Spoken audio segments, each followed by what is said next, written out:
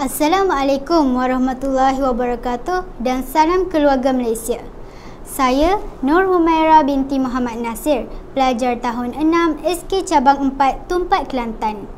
Hari ini saya ingin kongsikan bicara buku yang bukan sahaja menarik tetapi amat unik bagi saya sebagai pelajar yang sedang mencari-cari ilmu pengetahuan terutama di luar daripada bilik darjah. Buku yang saya maksudkan ini ialah buku bertajuk Tanaman Berkhasiat Ubatan. Buku ini milik abah saya yang dibeli ketika promosi di pameran buku Syarikat Muda Osman Kota Baru dan harganya RM49.90 sahaja. Walaupun buku ini usianya melebihi 8 tahun, keluarga kami tetap menyimpannya kerana maklumat yang terdapat dalam buku ini amat bernilai bagi kami, terutama tentang tanaman berkhasiat untuk perubatan. Buku terbitan Dewan Bahasa dan Pustaka ini ditulis oleh Ruqayyah Aman, iaitu graduan dalam bidang fisiologi tanaman dan bekerja di MARDI dalam bidang sumber genetik tumbuhan. Buku Tanaman Berkhasiat Ubatan ini ditulis untuk memberi maklumat berkenaan khasiat tanaman ubatan yang ada di sekitaran kita. Mudah diperolehi, senang didapati serta tidak memerlukan kos yang tinggi dan tidak mengandungi bahan kimia. Selamat untuk digunakan. Buku ini menerangkan nama-nama biasa, nama botani atau nama sains dan family bagi setiap jenis tanaman untuk memudahkan kefahaman pembaca. Buku ini dicetak oleh Dawana Sendirian Berhad, Selangor dan diterbitkan pada tahun 2008. Untuk pengkatalogan dalam penerbitan ialah 615.321 iaitu Botani Medical. Usia penerbitan tidak menjadi ukuran bagi saya, namun maklumat itu perlu diambil kira. Buku ini dicetak dalam 157 muka surat. Setiap muka surat dipenuhi dengan maklumat-maklumat dan gambar yang menarik supaya dapat membantu mengukuhkan fakta yang ditonjolkan.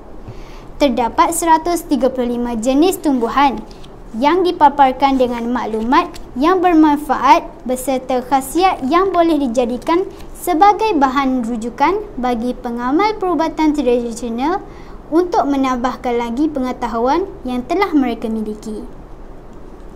Menggunakan helaian kertas yang berkualiti dengan susunan gambar-gambar tumbuhan dan buahan yang menarik dan penerangannya secara detail pada muka surat terakhir.